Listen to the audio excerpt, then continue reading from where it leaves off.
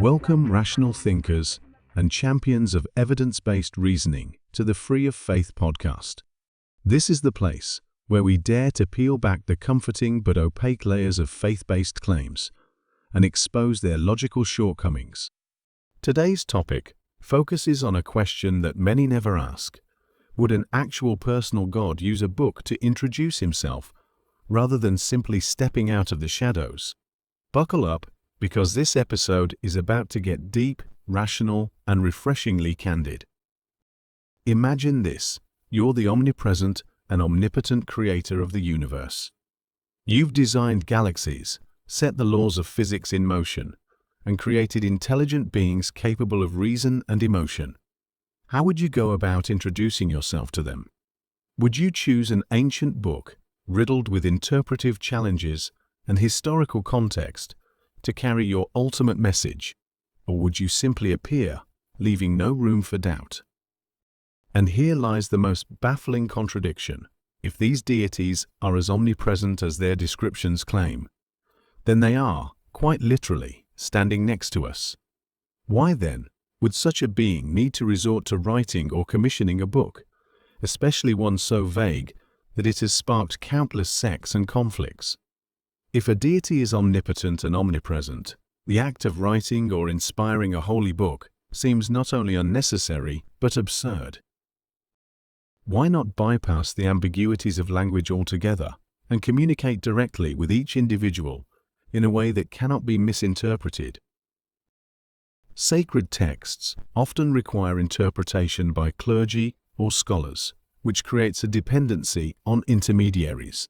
These texts can be ambiguous, leading to divergent sects, and sometimes even violent conflicts over who interprets them correctly.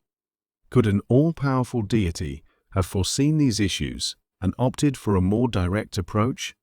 Think about it. A personal appearance, witnessed universally, would eliminate doubts about authenticity and authorship. It's a solution befitting the omnipotence attributed to such a being. Let's delve deeper. If a deity's goal is to be understood, then writing a text, especially one cloaked in allegory, historical idioms, and cultural biases, is arguably the least effective method. We know from history that even relatively straightforward human documents are frequently misunderstood. Now add the complexities of translation, the passage of time, and deliberate alterations, and you've got a recipe for chaos. The very existence of competing scriptures, denominations, and interpretations is a testament to the failure of this medium to achieve its alleged divine purpose. Theologians might argue that ambiguity fosters faith, a test of sorts.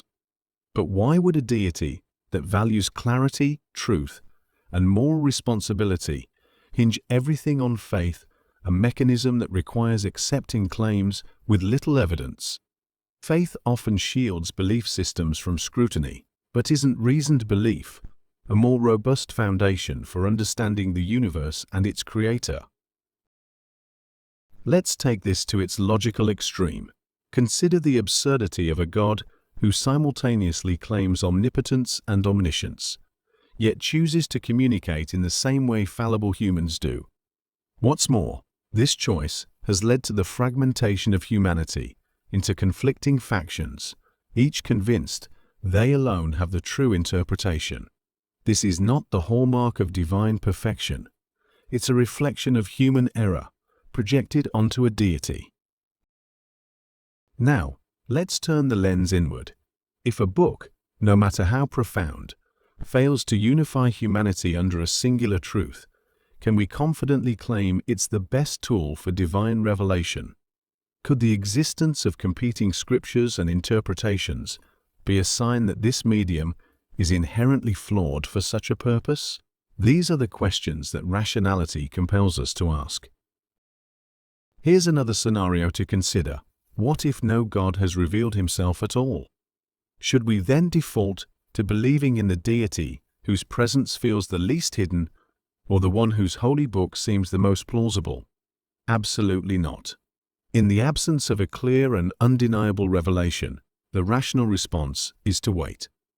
We should wait for a God who acts like a transparent, omnipotent ruler of the universe, a being who genuinely wants to be known and understood by everyone. A transparent God wouldn't rely on obscure texts, fragmented traditions, or inconsistent interpretations to communicate. Instead, such a deity would reveal themselves in a way that transcends culture, language, and human fallibility. Until that happens, it is not our role to fill the silence with assumptions, faith-based claims, or allegorical justifications.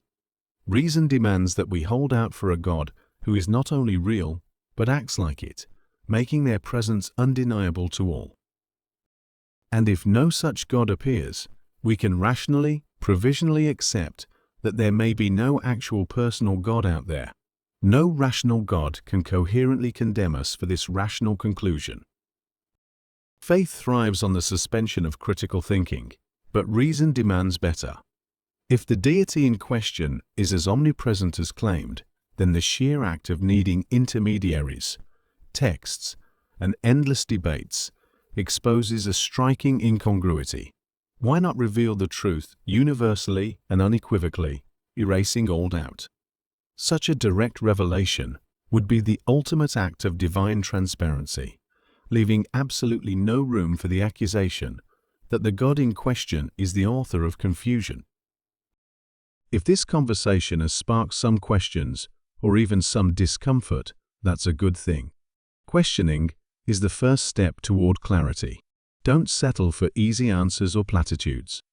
Dive deeper, explore further, and demand evidence. Head over to Free of Faith to read the full article and join the discussion. Let's keep this conversation going, because the pursuit of truth doesn't stop at questioning. It's about finding answers that actually make sense. Thank you for tuning in to the Free of Faith podcast, where we expose the logical failings of faith and celebrate the clarity that comes with reason. Until next time, stay skeptical, stay curious, and remember, rationality always outperforms faith. Engage reality, and I'll see you soon.